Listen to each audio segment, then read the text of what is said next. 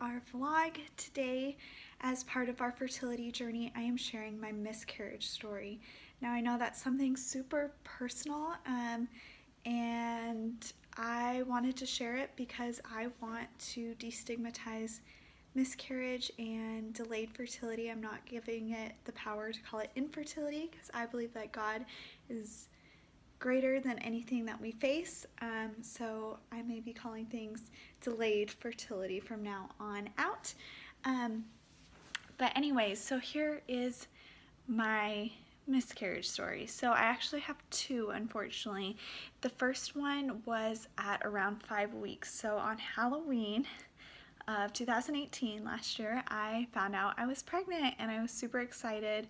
I wanted a summer baby so bad, and my due date was July 15th, and we got through Halloween and all that, and I hadn't told anyone yet except for my husband. And then we were off to my best friend's wedding in California, and unfortunately we got hit with a super nasty stomach bug. And I went to the emergency room and they did confirm that I was pregnant, but that my HCG levels were super low. So I kind of had a feeling that wasn't a good sign, but I stayed hopeful. And then a couple of days later, I started miscarrying at around 5 weeks. And that one hurt, but we thought it was kind of a fluke, and that it was probably caused by maybe the stomach flu it was a bad one. So we thought maybe it was caused by that. So we decided, okay, let's just keep trying again, because it wasn't really anything that was physically too hard to go through at 5 weeks. So that was my first one.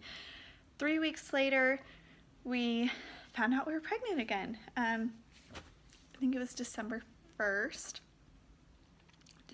so exactly a month pretty much after finding out I was pregnant with the first baby. I found out the next time and told my parents when they were in town for Brady's dedication, told everyone at Christmas.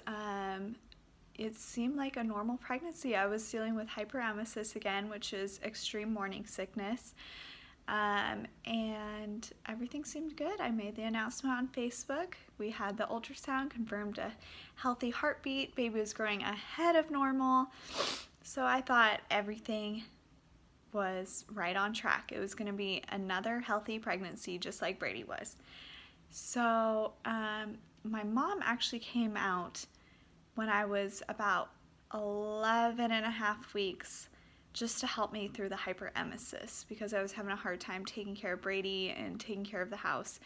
So she came out, and a few days into that, on the Thursday, I started spotting, and it was very little amount, and I just had a feeling that it wasn't good.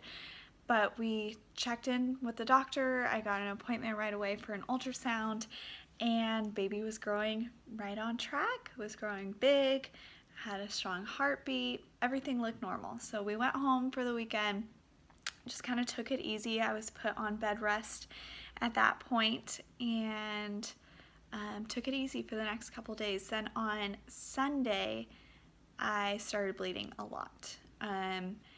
I first started spotting again, and then it started bleeding like a period, and I knew that it was not looking good. So I went to the doctor, to the emergency room, and they did ultrasounds and they checked for dilation. I was not dilated, which was a good sign. And they did an ultrasound, and baby was hiccuping in there and right on track and had a strong heartbeat and was moving around. So everything looked normal, and they diagnosed me with something called a subchorionic hemorrhage, which is basically when the placenta lifts inside of the uterus. And they gave me like an 80% chance that everything was going to go perfect. So I went home and I thought, okay, I'm just gonna stay on bed rest, take it easy, and everything's gonna turn out fine. August 12th, I'll have my little baby. And then the very next day, I started bleeding even heavier. And at that point, I kind of just knew. And we were driving to the hospital, and I was praying so hard, but in my mind, I just knew. And so we got there, and I will never forget laying on that table and the doctor checking for dilation. I was fully dilated. She looked me in the eyes and told me that my baby had died and that they couldn't even find the baby inside of me on the ultrasound, which I had passed it when I used the restroom earlier that morning. And then came kind of the emotional response of that, and dealing with seeing a healthy baby the day before, and then all of a sudden the baby's gone. It was just so much to process. And so I was given medicine. They got as much of the tissues and stuff out as they could, and they told me that I could go home and finish miscarrying naturally. So I went home and I thought, you know, it's done, everything's over. I can just kind of deal with the grief of this. And then I spent the next 4 days feeling like I was in like active labor. I felt like I was having contractions every few minutes, and it was just miserable. And then that Friday I woke up and the bleeding was so heavy. I was bleeding through like an overnight pad in like 20 minutes. And that was when I started hemorrhaging. And I called the nurse and they said, well, wait it out, see what you think, if you're whatever, you know. And I wish I hadn't listened to them, because I waited out another hour, and by that time I was pretty, I had lost a lot of blood. And so of course it happened during rush hour traffic, and the hospital that I have to go to for our insurance is 45 minutes away, and in rush hour traffic that can mean an hour and a half. So my mom is taking me in rush hour traffic, and by that time I am bleeding so much that the whole car looks like a crime scene. And I was just trying to stay awake, because I knew that if I closed my eyes I probably wouldn't wake up again, which is a really scary thought. But in that moment you just are so focused and you're just so tired that you don't even get scared. It was so weird. So I got there, they took forever to get me checked in, hooked me up to an IV when they finally did, and that helped a little bit. But I was losing so much blood, my heart rate was at like 150 from like moving my arm like that. Like, it was exhausting to me.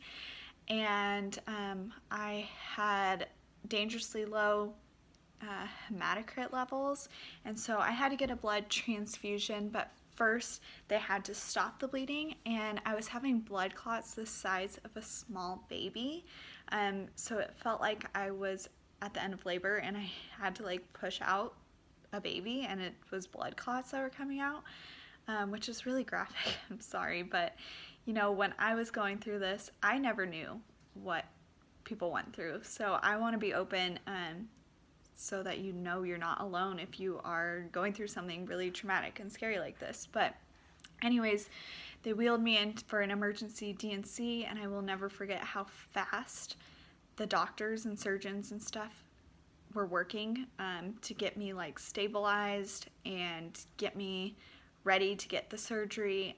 And that's when I knew it was pretty like life or death.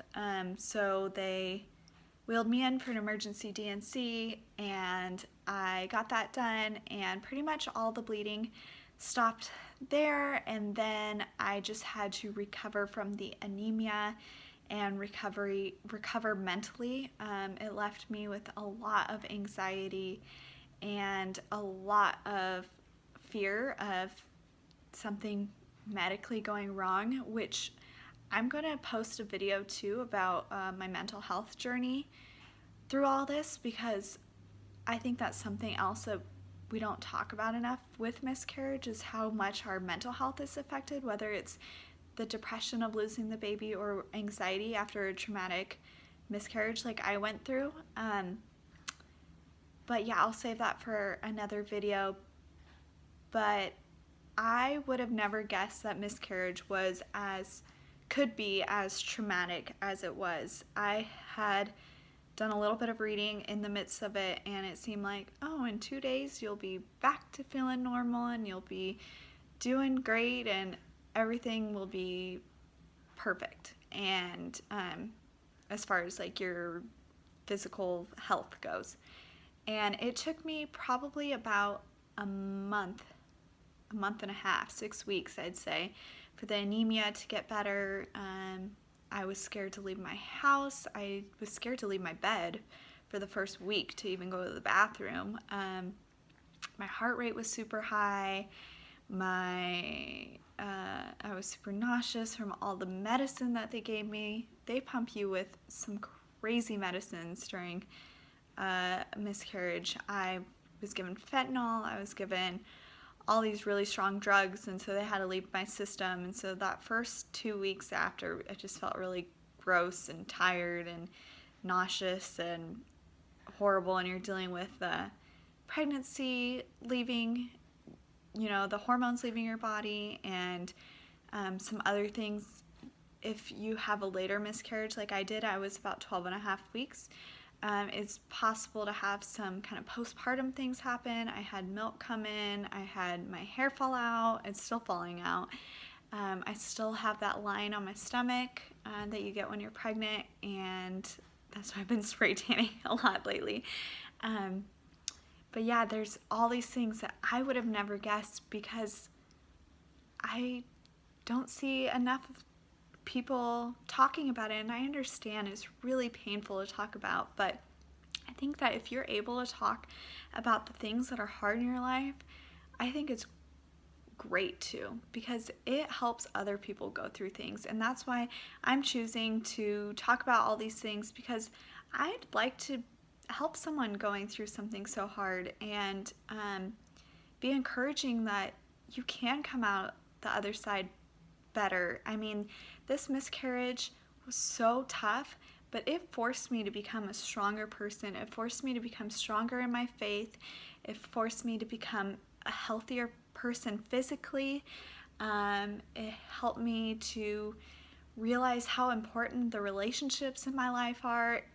It was something that could have broken me, but I decided that it was going to make me stronger, and I was going to use it to encourage others and empower women to talk about what's going on in their bodies and to feel like they're not alone, and to point others towards Jesus and the hope and healing of God. So anyways, that's my miscarriage story. I hope you find it both informative and encouraging, kind of the mechanics of what could happen during a miscarriage. Not every miscarriage will be like mine. A lot of them are a lot easier than mine from what I've read, so that's great.